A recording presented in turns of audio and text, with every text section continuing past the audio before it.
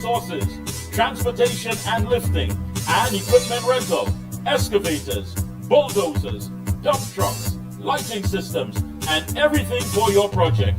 We have affordable prices. Call now 267-0000 or 431-0012. Lacroix Construction Services Limited, T&T's construction boss. Limiting chronic inflammation is important for so many conditions that occur. I had a lot of pain 4 years ago. We used to have pain in my knees and my hip. Taking it for arthritis. Omega XL saved my life. Then I started to realize, well, hey, I could use my hands, I don't have any pain. All in all, I am pleased to say that the Omega XL has worked. Oh gosh, this place hot. And the AC in this car not working. Check Ryan Air. Ryan Air is ranked among the best in T&T for auto air conditioning service. They specialize in repairing and servicing all makes and models of vehicles and heavy equipment. They also stock a wide range of parts. Give them a call at 640-5828 or visit them at number 41 Kane Farm Road, Tacarigua, or email ryanairac@gmail.com. For prompt and efficient service, look no further than Ryan Air. And we are back. Thank you so much, Master Control. A lot is taking place, and joining us is also a man who is no stranger. He's back. Yes, we're talking about TV talk show host Stephen Reese, and he's once again with us. Happy New Year and a pleasant good evening to you, sir. Happy New Year to you, Mikey, and all of your viewers, and everybody over there at Dial. Yeah, man, so... Well, the last time, a lot has taken place. We have state of emergency now. Dr. Rowley is stepping down as Prime Minister. He's being replaced by Stuart Young. Diego Martin West doesn't want to go with Dr. Emery Brown. There's changes to the coat of arms. Rowley said police officers hiding in the police station. And President Trump is officially in the office. So it's been quite a lot taking place. No vacation for political development. You know, looking at all that's taking place here, and I spoke to some people earlier today, and they were saying this, they've reached a point where there's a lot of political fatigue. They want it in the morning. They want to go to the polls as soon as possible. They want to make that change. Are we seeing an administration that is simply just biding time? Biding time. No, I don't think so. I don't think the PNM is biding time. I think the PNM, and people should know this by now, anybody that's following politics in Trinidad and Tobago, the PNM is a well-oiled political machine. Alright? The election machinery is second to none in the world, in my opinion. And I think that they're just making the strategic moves that they believe they need to make at this point in time going into this election. And they're going to take their time doing it, and they're entitled to, right? The changeover with the Prime Minister stepping down and announcing that he's no longer going to move forward as the political leader and enter into the election, and the change of Minister Young coming in was a very interesting one. I myself would have liked to be a fly on the wall in that meeting. But the PNM is doing what the PNM needs to do, and I think change is part of it. I think a lot of people in the country, from a voter standpoint, was looking to see where the changes would come, because we can't do the same thing over and over and expect a different result, right? Now, on the leadership change, whether Minister Young is going to be a good political leader or not, a good Prime Minister or not, is yet to be seen. We can only judge him based on, I suppose, his performance in the past, and he will have things to defend. I mean, if we look back to the pandemic, Minister Young was the National Security Minister that took the decision then to block the Trinidad nationals from coming back into the country. At a time, I'm sure you remember the whole situation with Barbados and their Attorney General and everything that went on there. And we had people that wanted to come back home and they could not come back home. Yeah, of course, yeah. we also had the situation with the divers, where he was the Minister of Energy and Energy Affairs, and he was the man who was in charge and would have been the point person to make important decisions on that tragic incident that occurred. And, you know, my thing is, you kind of measure people, not kind of, but you have to measure people when they're back against the wall and the pressure is on. It's in moments of disasters that leaders emerge.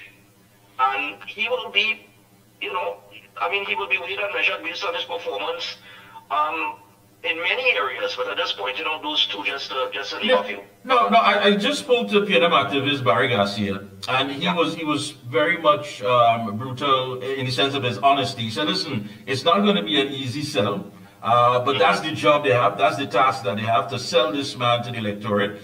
He doesn't know if they have enough time, but the fact of the matter is that everything that has occurred, where it is that we've seen so much incompetence, Mr. Young was part and parcel of the cabinet. He was there. And when he recused himself, it wasn't for the interest of anyone as a private citizen, but it was to make sure there was no conflict of interest as far as business interests.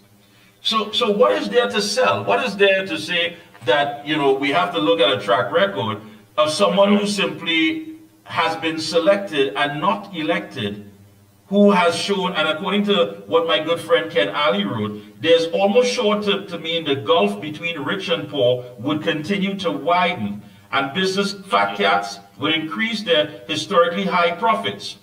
Rowley infamously said that business must be encouraged to make more money, even as the poor got poor under his watch. So a select few control about 80% of the national wealth. And he goes on to say that Stuart Young is expected to be a big business prime minister. Well, I don't know. Well, okay, when they talk about Minister Young is going to be a hard sell, let me take away all the hocus-pocus layers. There is a reason why he's going to be a hard sell. And if I'm being frankly, you know, as honest as I could be, it is because he's not of African descent. All right? And I say this because Trinidad and Tobago's politics has been rooted in the ethnic narrative and divide, as PNM being the political party of the African voter and the UNC being the political party of the Indo-Trinidadian voter. And this is the first time that we've seen somebody at the helm that is not of African descent, and I think that forms part of the cell that Mr. Garcia may be talking about more than anything else.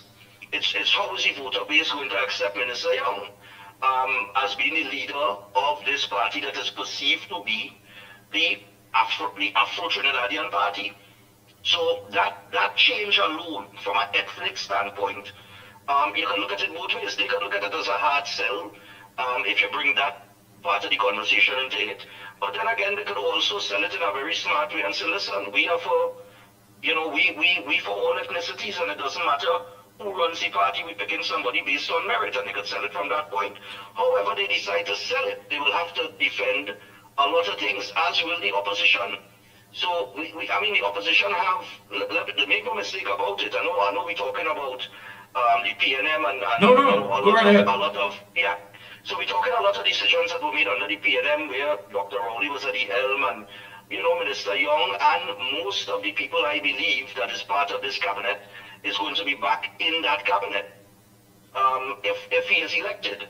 So, you know what I mean, how do we move forward as a country in making decisions?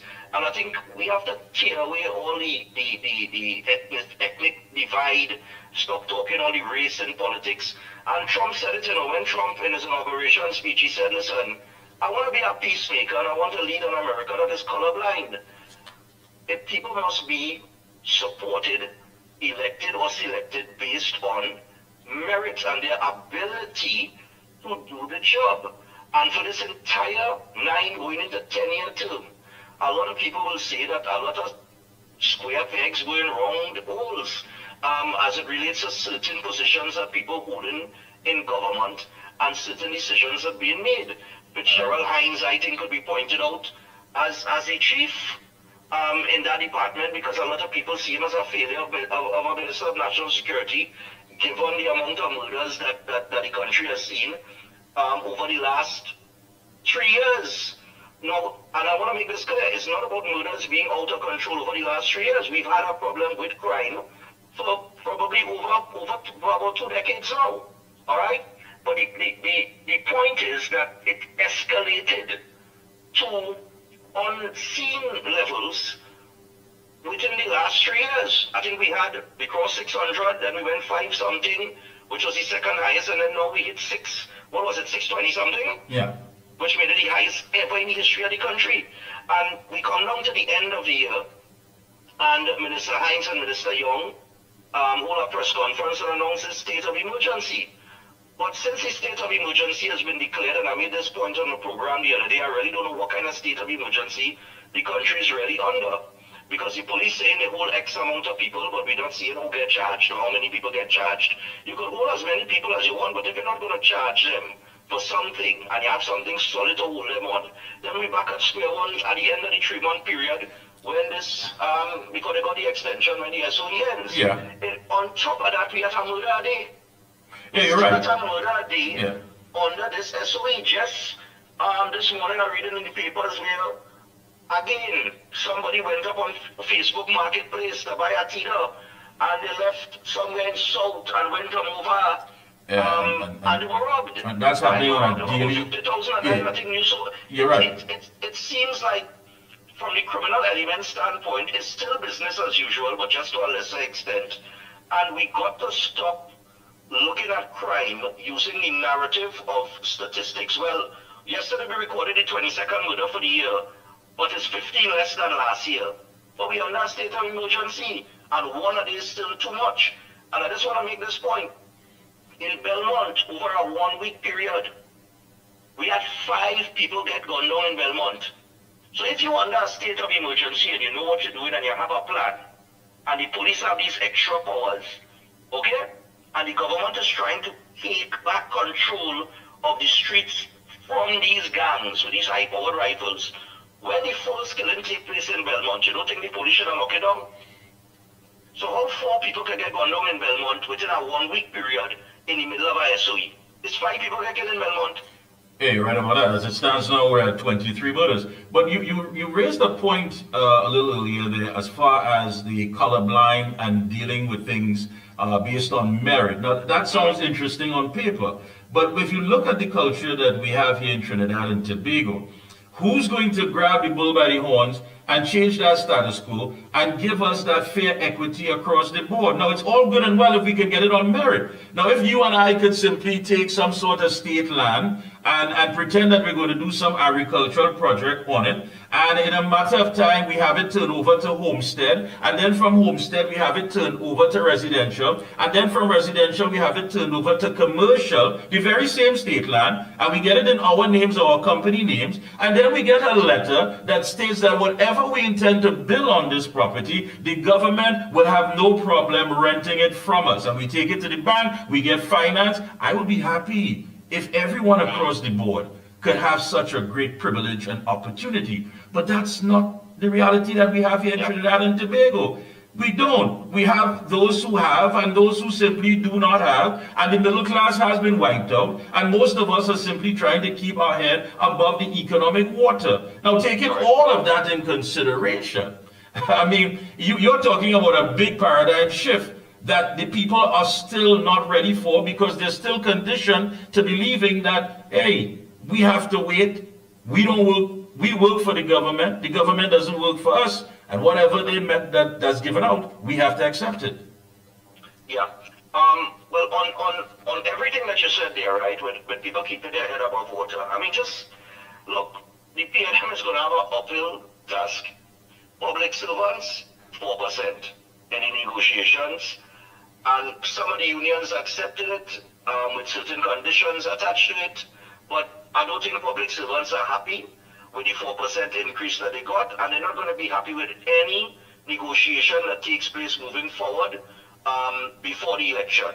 Because, I mean, if they add on 2%, 3%, 4%, it really don't make a difference in your bottom line figure in terms of where cost of living is, right? So we know that you're going to the grocery. I just come from the grocery. Basic items, $400 and something. Yeah. So we know that cost of living has gone up We know that public servants have not gotten a proper increase. We know that a lot of our services are suffering. The fire service, there was just an investigation into the fire that took place with the late Lisa Morris Julian situation on the children. And, rest in peace and condolences to the family, as I mentioned that. It was a tragic incident. And a lot of people, when I on television every morning, they say, but Stephan, look how many people got trapped in their houses and died from a fire. And there was no investigation. So why this one? Why do we have to reach the point where it has to be somebody or something that's personal to us to actually hear? If you understand what I'm saying, and that goes for the wider society too. We will see crime going on. People will pick up the papers, listen to the news, go to social media, see all the murders and all the little posts that people sending out. This one get killed, that one get killed, and everybody go about the business like it's business as usual until it reach home by them. So it's only when it's somebody that you know, somebody close to you, and they are the victim of something, then you are concerned. And people in Trinidad and Tobago have to start being concerned regardless of who it is. We have to bring back that kind of unity. I agree with you. I agree with you. And the politicians have to drive that energy to the public. The police service is crying out for resources. The fire service saying they don't have resources. You remember when the firefighter followed the fire truck in the corner? Yeah, that went viral, yeah. And then they showed you a picture and it was a plastic bottle holding the door or something to that effect. Yeah. So we know that so where is the question is, where is the money going? Yeah, but Stephan, we were told that Keith Scotland came in there to deal with resources. That was his job, to specifically deal with the resources that the TTPS needs. Yes. And since Keith Scotland has been there, people have to be honest. Have we seen any real impact to say that there has been a decline in criminal activity in Trinidad and Tobago? And the answer is no. So my point is, every year, and this is how people have to start holding governments accountable, regardless if it's PNM, UNC, NTA, Michaela Fande, Hope, it doesn't matter which political party it is and who they represent, because any political party represents all of the people of Trinidad and Tobago. But it doesn't make a difference, because you have to hold them accountable, Trinidadian people, and I say Trinidadian people specifically, because I believe Tobagonian people different, right? So you will hold you accountable. Trinidadian people need to start asking questions. Every year, the Ministry of National Security gets billions of dollars. If we go back and we check over the last 10 years, or 15 years to be fair, from 2010 to 2025, the billions of dollars allocated to the National Security Ministry, why do we have the crime problem that we have right now? What is going on? This morning there was an article in the paper. We have to check ourselves as well as a society. Yeah, I agree with that. There was an article in the paper, and I want people to listen to this carefully. Police went on an exercise. A 14-year-old boy was held with ammunition and was held being associated with a gang and so on and so forth. And I asked the question, this boy is 14 years old. 10 years ago, he would have been 4 years old. What is happening in society and the community that he is growing up in, the family structure around him, that a 4-year-old 10 years ago would be a youngster at 14 and 10 years later? Yeah, and you say unknown to the parents that he had this in his possession? Well, I didn't see anything in the article I read in the news. It didn't say anything about the parents. It just gave the police report that they held him. He's 14 years old, along with 2 other minors who also held on the operation. Yeah. But he saw the police and he started to run. He dropped a blue bandana and he started to run. And when they catch up with them, they find ammunition and take on him. Yeah, but these things, I mean, Stephan, you know, these things don't happen overnight. They don't start overnight. I mean, when you and I were going to school, we couldn't bring home even somebody's pencil or eraser. But here it is, you have these students who are just simply disrespectful. They're fighting with teachers, physical fight, big brawls. I mean, you have other students cheering it on because it seems normal. And you ask yourself, I mean, what has happened to our society, really and truly, that has given these individuals that sense of confidence that they can go about acting like noble savages? Exactly, and leadership has a lot to do with it. The way that politicians talk, the things that they say on our platform, the message that they send. You understand? If you are going to be, as a leader, disrespectful to a particular group or a particular gender, let's say women, right? Expect that men in society are going to treat women the same way, because the leader, it's coming from a leadership position. So leaders have to start taking responsibility, and they have to start leading from the front, okay, in a responsible manner, to bring this country back to where it's supposed to be. Trinidad is supposed to be Trinidad and Tobago, supposed to be the superpower of the Caribbean. The superpower of the Caribbean. Yet I have somebody went in the hospital today and they couldn't get basic medication. Where the money going? All that money can't be spending. And taxpayers don't know where it's going. And then when they can't account for it, or they have a shortcoming in some sector, they come into taxi living there out to the citizen. It cannot work like that. By taking a salary increase and a pension too, it can't work like that. And I agree with you, and for both sides, you know, for us as citizens, again, and as far as the leaders, the politicians, you can't have politicians saying that the voice of the people is the voice of God, but you conveniently hear that voice. And you cannot have citizens who simply make noise only when they're inconvenienced. If they have to line up for something, they make there should be more tellers, there should be more cashiers. But when the ordeal is over, they just go about their business and forget about what took place. It's like, all right, I get through now, so it's okay. And that's the kind of behavior. And I always tell people, this is the question that we need to ask ourselves. Am I the citizen I need to be for the country that I want?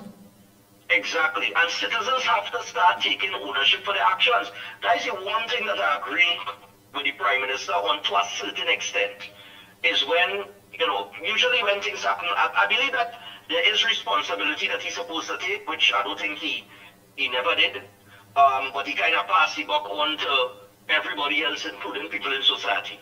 But to a certain extent, I agree with him. I think that, no, you know, it's interesting there, because when I mentioned this the other morning, somebody called in and they said, well, Stephanie, gas price responsible for that. And then we kind of lost me for a few seconds, but then I understood. Because what I was about to tell you is that we have to look at it from a parenting standpoint, from an authority standpoint in terms of the teachers in the school and their responsibility to your children when they are under their care. And when we were talking about poor parenting and things the other day, a man called and he said, well, you know, the gas price responsible for that, Stepford. And I laughed. I said, well, how the gas price responsible for that? He said, because when you set up gas and cost of living goes up, right? And cost of living goes up, and then you're working for a salary that does not meet the cost of living, then you're not home enough. Now you have to work longer hours, maybe an extra job, in order to make ends meet. Because like you said, people just neck right over the water like that. That's right. And you can't give the attention that you used to 40 years ago to your children. That's right. So when he explained it like that, I said, well, my brother, they call that the domino effect. Yeah. And that is something that we don't pay attention to enough in the country. There are decisions that are made by people in power, by the people that we elect to lead us. And those decisions have consequences. And I'm sorry, but some of those decisions, they're going to affect people in a very negative manner. And then the politicians aren't held accountable. They come and they smile and they talk with you and they hold your child and they take a picture. And then we go back and we vote the same way. And we don't vote people on performance. And we need to change the mentality of the way that we approach. Look at what happened in the US. Donald Trump, despite everything they say about him, got 7% more votes from the African American in this election going on. I think he won the youth vote by over 30%. Yeah, it was 30-something percent. Yeah, that's right. So when you look at his first term and everything that took place during the first term based on the African American and the whole race issue and everything, how was Trump able to get 7% more African Americans to vote for him? Simple. They had money in their pockets. That's it. He put money in their pockets. That's it. Well, That's it. I mean, he did, you know, but we're talking about the stimulus and thing. But of course, but I mean, basically his policies allow them to have money in their pockets. That's it. When Mia Mottley first came into office, she made it clear, she said, listen, we have some serious austerity measures here, but my first priority is to put money in your pocket. Correct. And that's it. That's how you kickstart your economy. Because when the people at the bottom of the economic ladder have money, the economy turns. Because they're spending, it's the people at the bottom of the economic ladder, middle to bottom, is the ones that you see linemen spending money by the bars, going to the nightclubs and the parties, and they are the ones that do that more than, and that money that's circulating from the small man is vital to the economy, but when Exactly. you don't have it, it stifles the economy. No, you're not concerned about it. You're hoping that the rich has to get richer and there's some trickle-down economics. And then on top of that, you want to show everyone that you can act up for your back pay. You know that your money should sleep out. And it's always about you. You're brave enough to tell your own base to wean off the government. So your interest was never about putting our interest as a priority. It was about yourself, your friends, your family, and your finances. Let's put it in the right perspective. That's what it is. At no point in time did anyone feel that this administration, led by Dr. Rowley / Stuart Young, was making any policy or any decision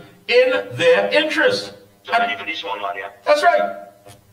Yeah, I mean, I agree with you. I think a lot of people feel that way. And then I'll go back to the 4%. It was 4% for 6 years, right? Yeah. Right. But then on top of that, while you're creating these policies that are not in the favor of those at the bottom of the economic ladder, you come and you slap them in the face too now and you say the whole 4%. Which amounts to nothing, 4% of our public servant salary. I went through that to the PSA leader in an interview on my program. The man took about an hour and explained it and break it down. And when the man break down the numbers, it's really an insult to the public servant.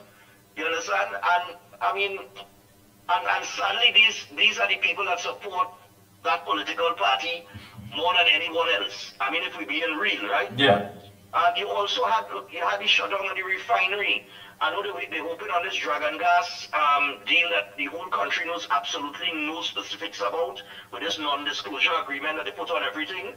And now you have Donald Trump coming in, and Trump, I mean, I'm waiting to see what moves he's going to make. I think that the new U.S. Secretary of State, Mr. Mark Rubio, I think he put everything, Rubio, in perspective. He made it quite clear. He doesn't even want to recognize the government in Venezuela. He said it's being run by a narcotic organization, and we're going after them. So that's it. Cartel, right? He said cartel. He said narcotic organization. Yeah, then he said, of course, cartel and what have you. And many of the Venezuelan gangs are now deemed to be terrorists. Right. I mean, well, when you take that, when you use the term narcotic organization, right? And you listen to Trump's inauguration speech, and he said that cartels, drug cartels, and I think he was speaking specifically to Mexico, will now be recognized as terrorist groups. I think, if I'm not mistaken, he said that in his speech. So, if they're looking at cartels and anybody dealing with drugs or narcotics and stuff, whether you term it as an organization or a cartel, he's looking at them as some sort of terrorist group, and they will be treated as such. So, I mean, look, it's a lot of things are going to happen over the next few months, especially as it relates to what the new president of the United States position is to the neighbors on.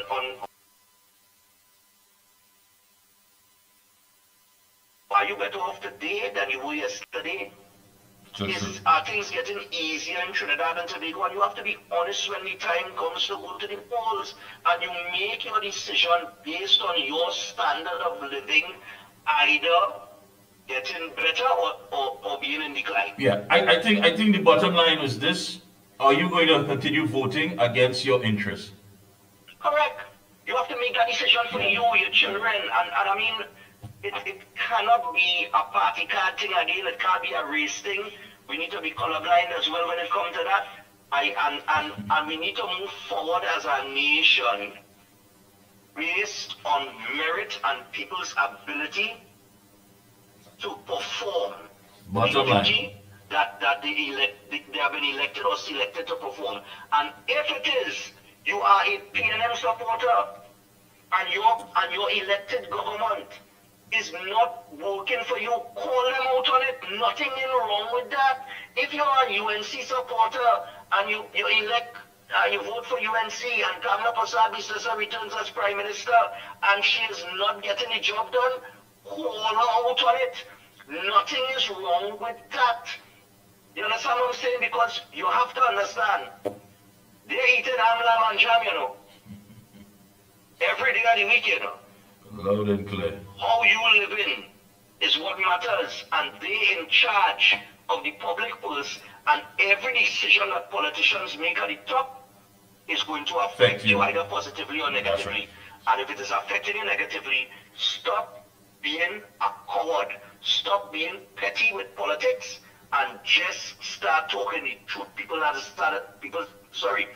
need to start being honest with themselves, their family, and this country. Thank you. Otherwise, we're going to be running around the savannah making circles for the next 10, 15, 20 years, and every other Caribbean island is going to surpass. Is going to advance. That's right. Stephen, I want to thank you so much again for taking time out to link with us. Very insightful. And again, people, stop voting against your interests. Stop it. Stop it. Yeah, man. Thank you so much. Thanks a lot. Yeah. Yeah. Hey folks, don't forget Vitamin XL D3 provides the most natural and absorbable form of vitamin D, which promotes whole body health, which is crucial for cellular health, especially regarding the cells of the immune system. Every cell in your body needs vitamin D3 to function properly, so pick up your bottle of Vitamin XL D3 today. We're going to come right back after these messages.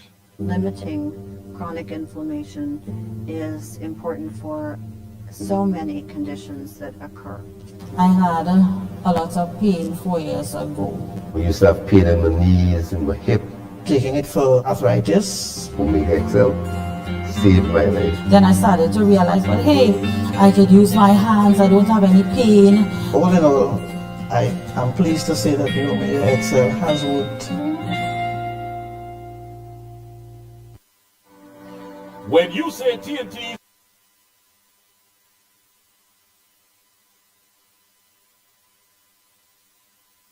industrial maintenance, manpower resources, transportation and lifting, and equipment rental, excavators, bulldozers, dump trucks, lighting systems, and everything for your project.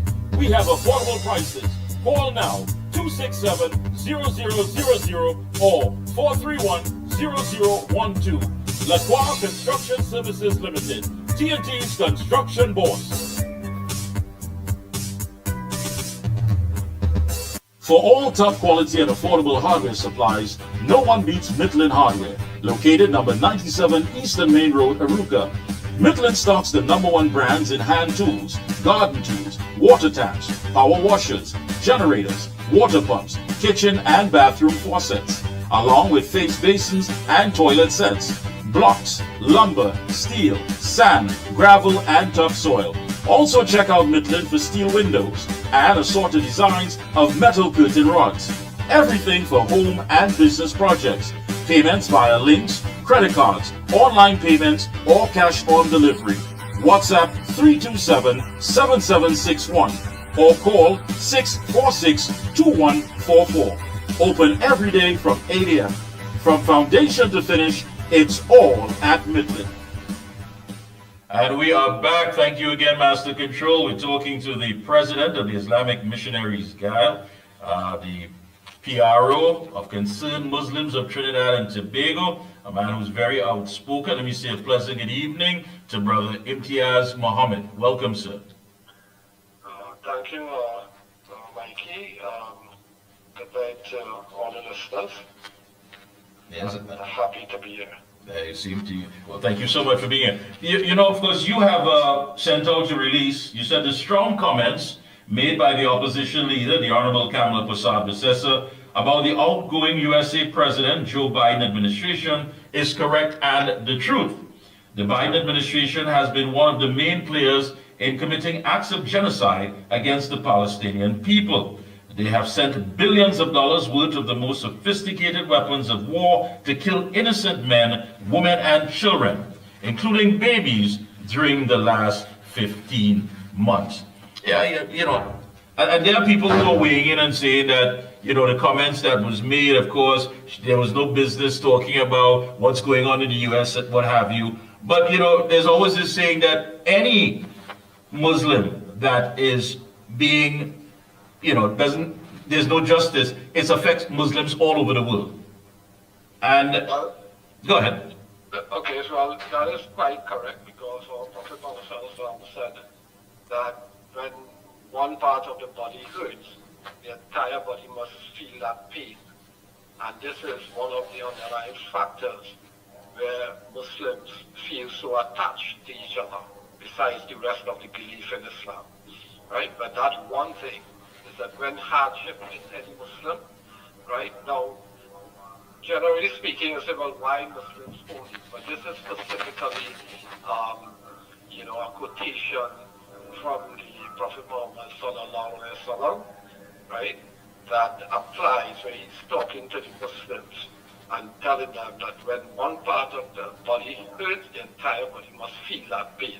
It doesn't mean that if a non-Muslim is also hurt in any way or any fashion, that we mustn't feel that type of pain as well, right? So I just want to clarify that, right? Yeah. So this is why, see, when what is happening in Gaza, I mean, besides, if you really look at what was happening in Gaza for the last 15 months, you would have seen not only Muslims feel that pain, but there were like thousands of millions of non-Muslims right around the world who felt that pain and who came out of the streets of London, USA, Canada, Australia, you name the country, and they all came out in their thousands, right, and protested over that genocide that was taking place. Further to that, let's get back to the question of the comments by the opposition leader.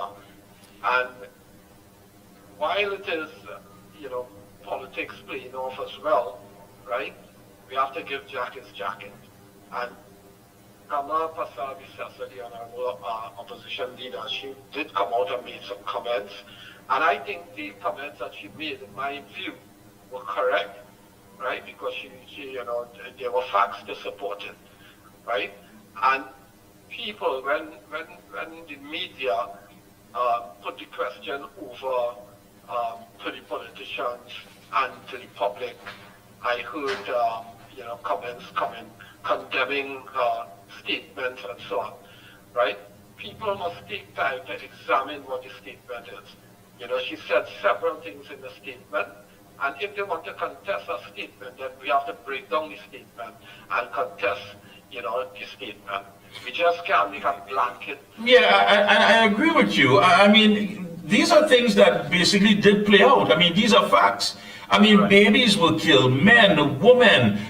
When you look at how many people that were socially displaced, we just showed some clippings there of from today in, of course, the area of the Gaza, where many of the buildings are in ruins, and people have to now try and rebuild their lives and what have you. This is not something that you could just simply look at and say, well, you know, it didn't happen. This is real. These are real people, real lives.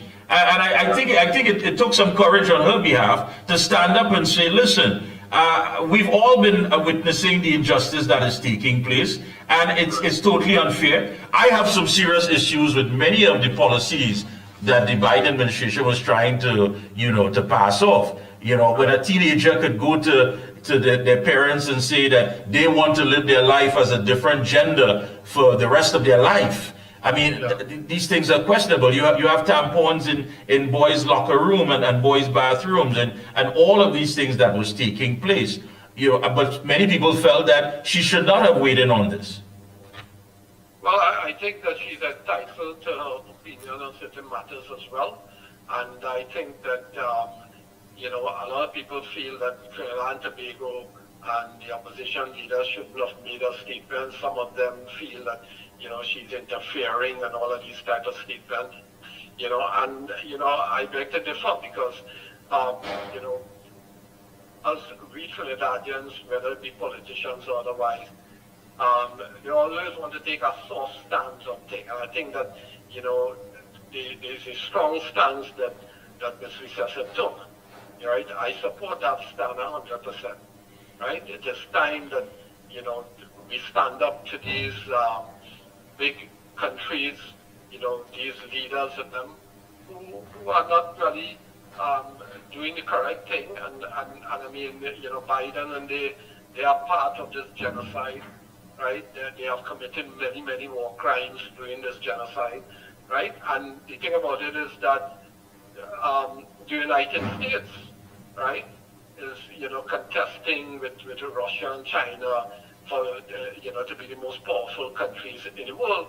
And if it is that you are committing genocide and you know, you can finance a war by, well, not a war, but you're financing a genocide, billions of dollars you are giving to the Israelis to kill innocent men, women, children. Israelis starving children. They are starving the population in Gaza. And if they can get away with this, right, then why does it other countries, right, you know, you are saying otherwise? Because if you take the war in Ukraine, right, when that war started, it was the same Blinken and the same United States government that said, you know, you can't, you know, cut the current, you cannot blow up hospitals and all these other things. But in Gaza, you know, they have a free reign, right? They can do what they want. And it seemed as though what took place was just a matter as collateral damage. It was just passed off as collateral damage. When you hear Netanyahu make the statement that, you know, the whole objective was to go after Hamas, find them wherever they are, and kill them. And then you're right, whether it be schools, whether it was hospitals, they simply didn't care. And throughout that 15-month period, how many of these officials were actually willing to stand up and say, listen, there has to be a ceasefire. We have to take in consideration the people that are being killed here. And mind you, I am not here to stand up with Hamas. I think Hamas really and truly needs to cut out the nonsense. But at the same time, the method and the whole procedure that took place was totally unjustifiable and totally wrong. And we must take note of who created Hamas. Always remember who created Hamas. Who created Hamas was the Israeli government. That's right. Because when they wanted to divide the people of Palestine, like between Yasser Arafat faction and the other people, they are the ones who finance and build Hamas, right? So this is something that, you know, the world must get accustomed to, because the United States have a history of that as well, where they will go into countries and go into continents, finance a group of people to bring down legitimate governments around the world. They did that in Afghanistan, right? When they went into Afghanistan, they promised the people that they were going to rebuild Afghanistan. And then we would have seen where people were running behind airplanes, American Air Force planes, right? Holding on to the wing. Yeah, trying to get out. Kind of thing, right? To get to America, because the Americans decide that, okay, we'll give it back to the Taliban, right? And let's fly out of here, because there's nothing else again for them to take from there. So, you know, we have to be careful of what America is, because the world, now through this genocide that they have done, the world have now recognized what America is all about, right? And we in Trinidad and Tobago must take note of that, because, you know, you always want to take a soft stand, because they talk about, oh, we have to trade with America, right? We need, you know, different, you know, economic, you know, what do you call it? Yeah, the benefits and what have you. But that doesn't mean that there's America don't buy anything from we really, right? It's we money spent in America all the time, right? So why it is that we can't do without America? You know, do the exchange, right? Go and look to do business in South America. Go to Central America, right? And we can do trade, right? Yeah. So, I mean, You know, the thing about we Trinidadians is that we have grown so accustomed with luxuries in we life. Take, for example, this crisis with the foreign exchange right now in the country, right? You have what it is that Price Smart just bring into this country that we can't do without. Everything in Price Smart, right, is foreign goods and things that we can do without. And with 500 million US goes to Price Smart every annually, right? So I mean, at the end of the day, the United States is the one benefiting because I think Price Smart will leave the profits here, right? Price Smart profits goes out of the country as well, right? So at the end of the day, when people talk about the economics and there's going to be a backlash for Trinidad and Tobago and this and that, you know, the thing about it is that, you know, they don't just stand on real. That is where they Find the courage. I understand. Right. Mr. Ahmad, I want to thank you so much for taking time out and highlighting this issue. I know when we talk again, we're going to have some more time to go into this, but I really and truly applaud you for, you know, showing that perspective that many people may have overlooked. What took place there it's genocide, over 46,000 killed and more than 100,000 injured, people socially displaced and have to find some way of rebuilding. Very unfortunate. One other thing I just want to add. Go ahead.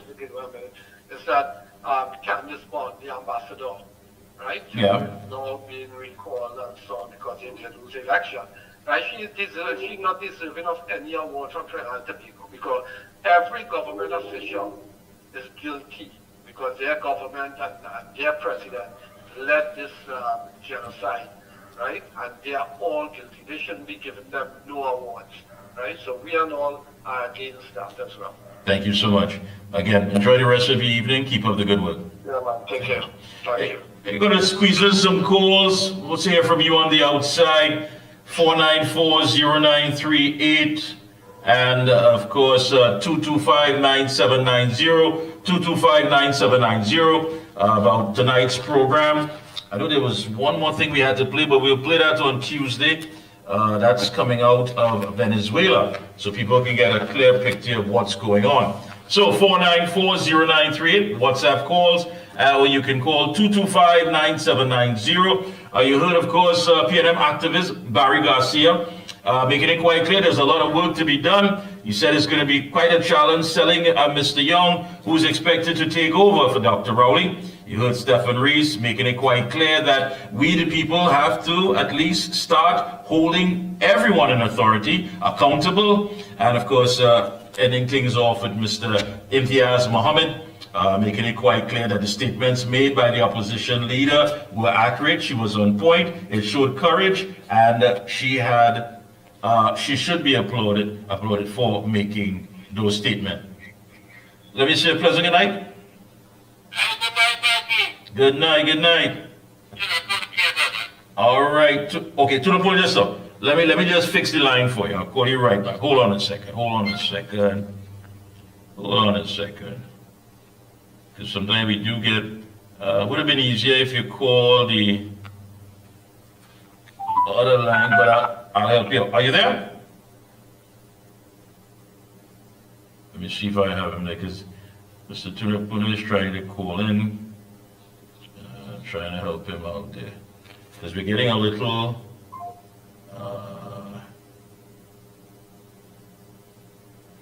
let's see if we get him here.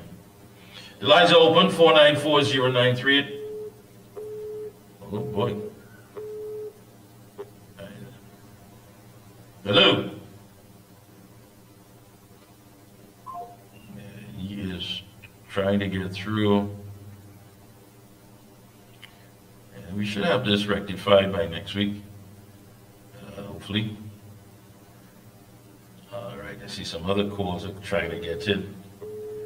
All right, Mr. Tunapuna, if you're locked on there, it's easy. Just call the 225-9790, 225-9790, and I will be able to get you. Oh, hold on a second. We do have another incoming call. Hello. All right, listen. Try the 225-9790. Yeah, that's going to make it a lot easier. All right. Try to get you back there, Mr. Tunapuna. I do apologize. Master Joe, we up. cool.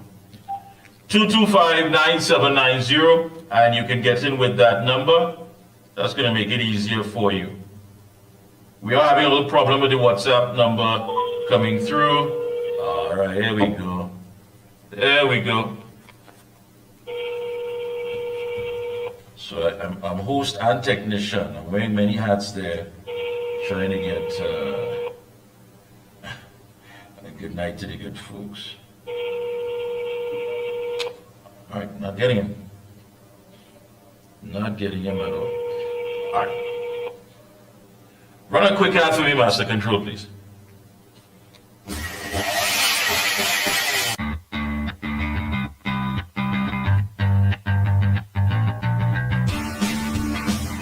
Husqvarna, a global leader in outdoor power equipment, known for its high performance, durable and innovative products, tested and proven by generations of professionals. Full after sales and service support. All right, go right ahead.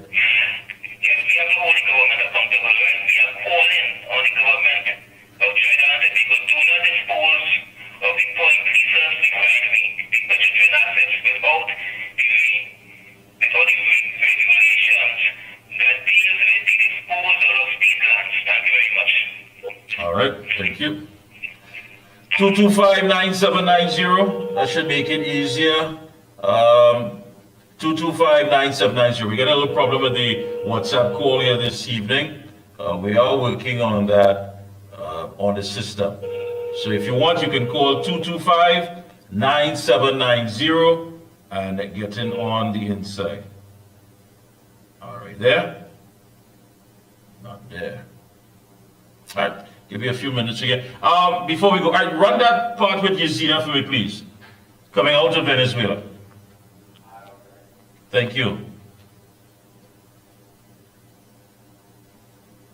Things are worse now, and Maduro refused to give up his power, while all the different countries in the world working in coalition with the United States of America to work together and recognize Edmundo Gonzalez as President Donald Trump recognized Edmundo Gonzalez to be the president in Venezuela. Right now, we are not treating Maduro. Things are worse now, and Maduro refused to give up his power, while all the different countries in the world working in coalition with the United States of America to work together and recognize Edmundo Gonzalez as President Donald Trump recognized Edmundo Gonzalez to be the president in Venezuela. Right now, we are not treating Maduro as he has to leave or because he lost the election. We're not treating him like that. Right now, they declare that Maduro and his regiment are the regiment that controlling the drug lord in the world. All those countries like Mexico, all those countries like Bolivia, all those countries, Cuba, other countries who are involved in the narco regime, with Maduro being the leader, being the powerful leader to rule all these drug lord, cartel, all of that. He is in charge, in power. So right now they are not treating him to be okay. He's the president. He was the president and he has to resign. No. Right now Maduro is the biggest criminal that controlling the drugs, money laundering, human trafficking, terrorists in the world right now, and take down to dismantle all those powers of drugs and terrorists, because Maduro is the biggest threat right now in allowing all these terrorists to come to Venezuela all those terrorists who controlling like ELF, guerrillas, and they know they are a big threat for America. So therefore, this is what is taking place. It's a matter of time for Maduro. So when you hear that all these Venezuelans and Cubans and Haitians have to be deported back to the country, basically what Donald Trump is focused is in the criminals element, like El Tren de Aragua that Maduro, during his regiment, sent to America by giving them the options to go there. He is the one responsible to have all those criminals in America. So therefore, Donald Trump ready to get rid of all those criminals, illegals, criminals that are in the United States right now, which is El Tren de Aragua. He wants to get rid of all of that. They are the biggest criminal on the world, ruling by Maduro. Maduro is a criminal, and basically they are treating him like a terrorist.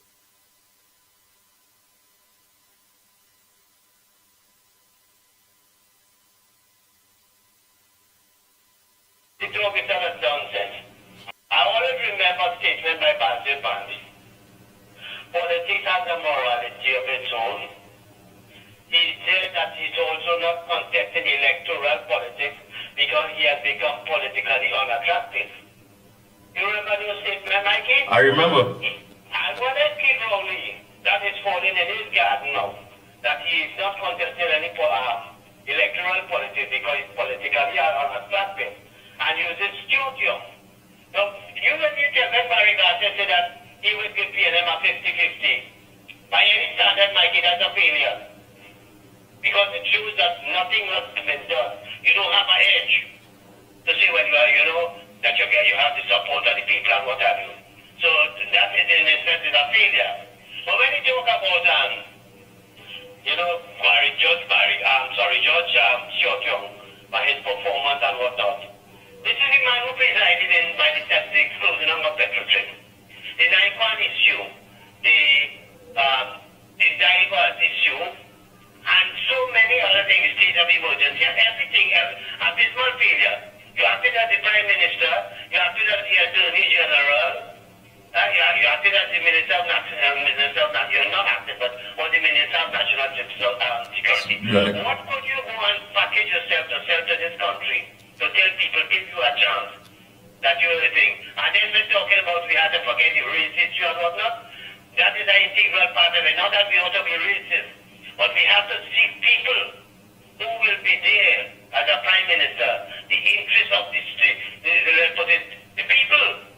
And with the majority of the people, it's the black people. And you and them don't have that thing, well, as you say, Mikey, when you have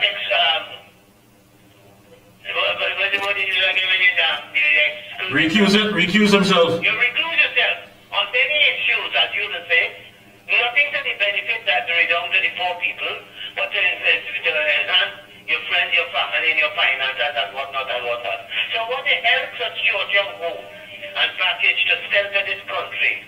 To tell him, hey, give me a chance, I will do things better.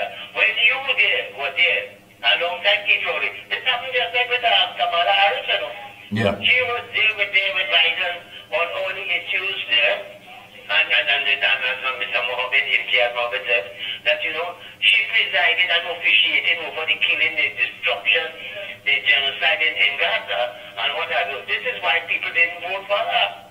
And the same thing that Xiao Tiong used up there, and allowed everything to take place. Understand? And you expect people to vote for you? And Mikey, before I wrap up, I don't know if you saw the news tonight. There was some big kind of thing taking place again with the report that the Attorney General laid in the Parliament yesterday with respect to the Sadijan report. You saw anything you're concerned with, Mikey? I was on. I didn't have a chance to look at it this evening. Well, what you could do by chance, I would like you to, after the program and things, to look at it so that we can discuss that in the morning. Because there seems to be some blunder. He's blaming the Senate for that tabling of that document. Because if it is not that document for that you lay in a report, one would have expected that the opposition should have been allowed to to respond to it, which is not for you just come and make a statement and paradise it. So there seems to be some blunder again within the Senate as it relates to that report. So if you could bear the chance and you could traverse that and we could discuss that in the morning, I would appreciate that. Will do. Thank you so much, my friend. Okay, friend. Have a good one. Thank you.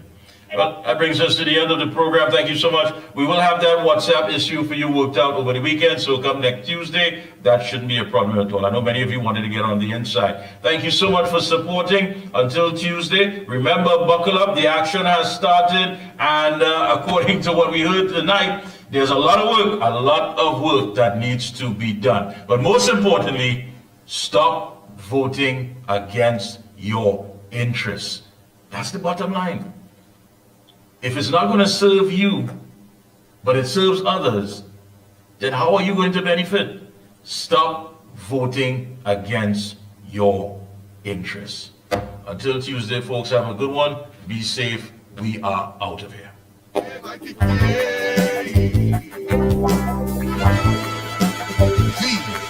Observer. I can get